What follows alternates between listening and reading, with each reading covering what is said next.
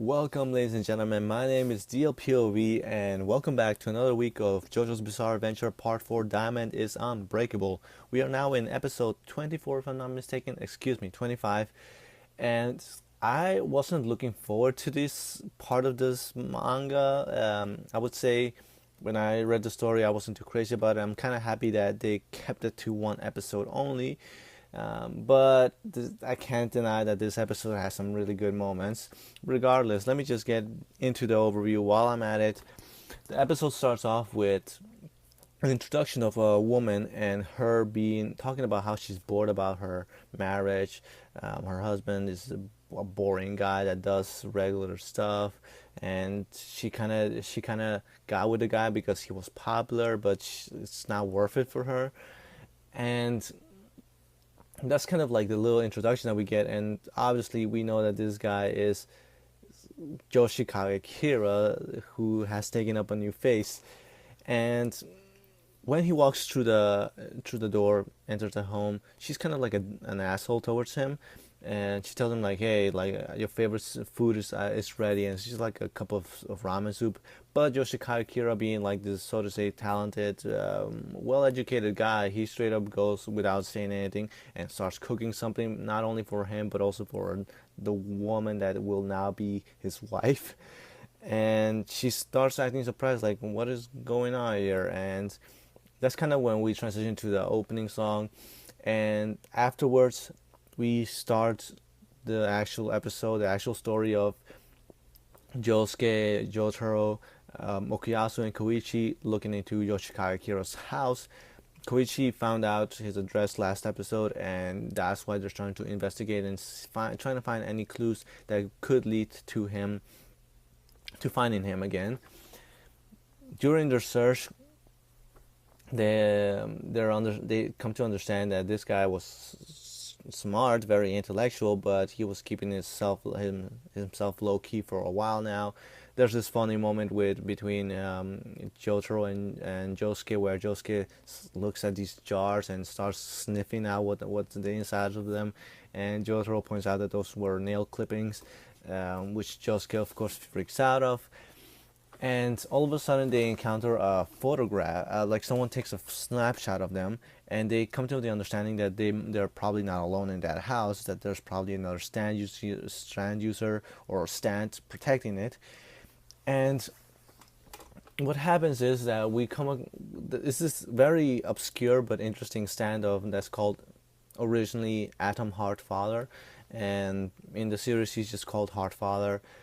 But it's it works in a way that there's a photo, like with the camera there's a photograph being taken, and the father of Yoshikage Kira, who's dead but whose soul decided to stay in this world, similar like Reimi Sugimoto's situation, but in a different style, different version of it. His soul decides to stay in the world and protect Kira. He fully understands that his son is a murderer and has these murderous habits, but his fatherly love wants to somehow still protect him, no matter how fucked up the situation is. And in the picture, Josuke and Jotaro are trapped.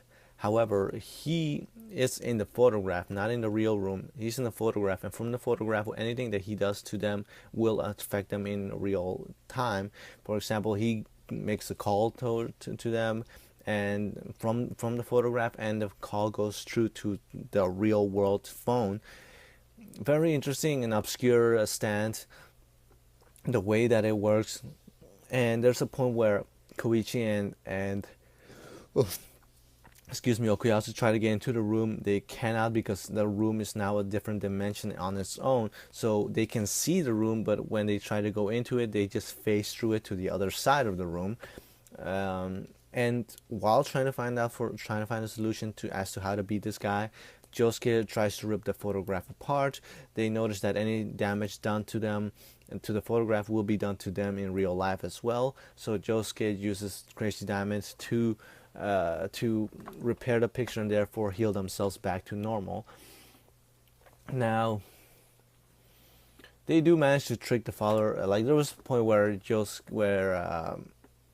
where Josuke's just freaking out, like, what do we do? Jotaro, use your invincible star platinum to do something, and Jotaro's just straight up like, yeah, I give up. Like, I don't know what we're going to do. But at the same time, he manages to find something last moment. Of course, he grabs a photograph and takes a picture of Adam Hart father, of the father, again with a Polaroid, but kind of blocks the flash to the point where only the father is visible in the main Polaroid, and blocks him in the picture with Jotaro and Josuke. So the father is now trapped in a single Polaroid picture, photograph by himself, and therefore can no longer affect Josuke or Jotaro, which is a really cool and smart way of handling the situation. So they decide to fold him up so that he doesn't leave and pin him against the wall. Long story short, he manages to trick Okuyasu to letting him free, and somehow through a wire manages to fly off. That's the part that I don't understand. If anyone can explain that to me, I haven't reread the manga yet, so that is a mystery to me, as how just a wire can come out of the picture and just somehow help him fly off, I guess. Um, Around the same time, Josuke and Jotaro find out that there's a reason why the father must be protecting the house, possibly because there is indeed a lead to finding Yoshikage Kira, and they find another bow and another arrow, which starts to bring the assumption that there were multiple of those. And it's not really an assumption, because when Jotaro brought up the picture of Enyaba had one arrow, one bow, but I'm sure, I mean, I don't want to go too much into spoilers into future parts or anything, so there are multiple arrows and multiple bows, and they want to steal that, of course. So it is to go from the assumption that maybe the father was the one to give Kira the stand. Maybe that's what happened. But the father ends up taking the bow and the arrow and just straight up, he fucks off. He puts the string around a bird. He straight fucks off with a bird. Figuratively also giving them the bird, and then like that's kind of like where it ends. Like just the father being like, "Oh, no matter how much of a murderer you are still my son." And then we transition to just like the situation with the cat, like Kira, excuse me, oh, what was his name? Kawajiri, Osaku Kawajiri, I think that was his name. Osaku Kawajiri, Yoshikage Kira's new body. He's showering. The wife is straight up upset because, like, oh man, like, why did you leave the cat out? Like, oh, I'm sorry, like, it won't happen again. I won't leave the window open anymore. And the cat, it's just one of those typical JoJo Bizarre Adventure moments where a situation is occurring and just random facts are being thrown out. Like the cat is freaking out and she's like, man, what's wrong with you? And he's like, oh, it's not me. It's just that I'm taking a shower and cats are afraid of water. That's all. Um, and I kind of hope that this cat is the cat that we will eventually see in the future. Like, I'm not going to spoil anything too much, but those who read the manga know what's going on. And I don't know, like, I don't remember, but I hope this is the cat that eventually that we get to see in the future again.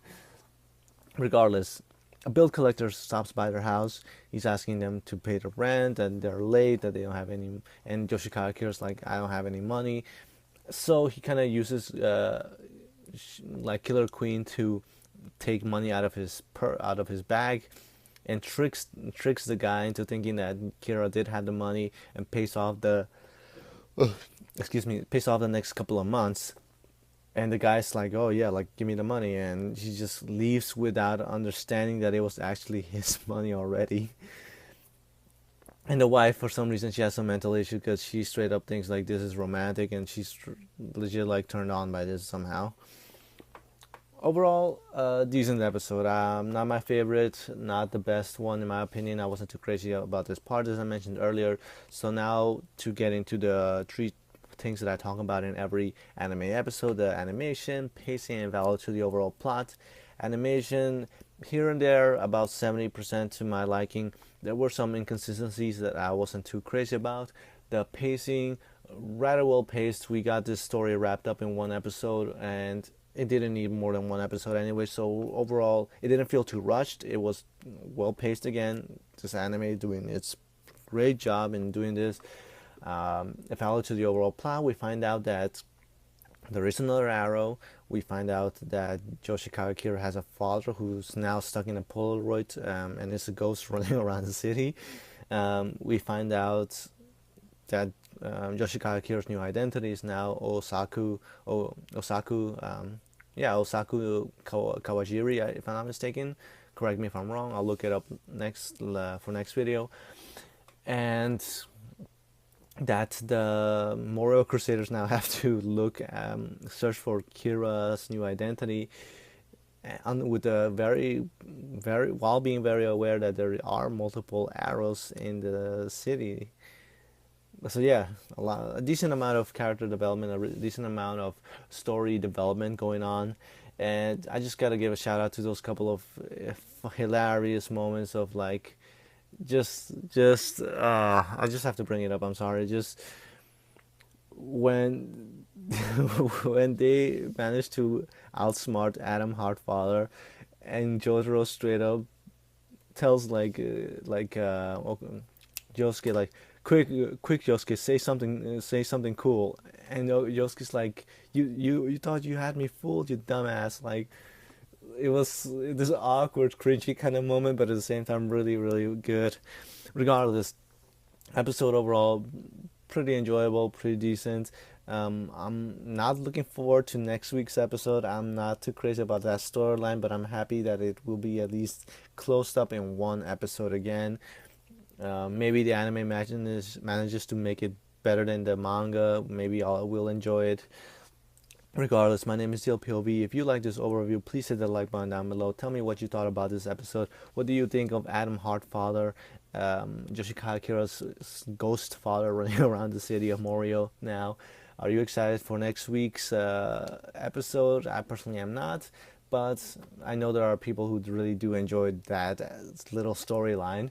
And what do you think is going to happen with Yoshikawa Kira now in the new family? Because there are a couple of hints already given to us in this episode as to future events. And without spoiling anything, I'm just going to say that characters that were shown in this episode within the range of Yoshikawa Kira do play a rather important role in the story. So we'll see. Regardless, my name is LPOV. Thank you for watching and have a good week. Bye.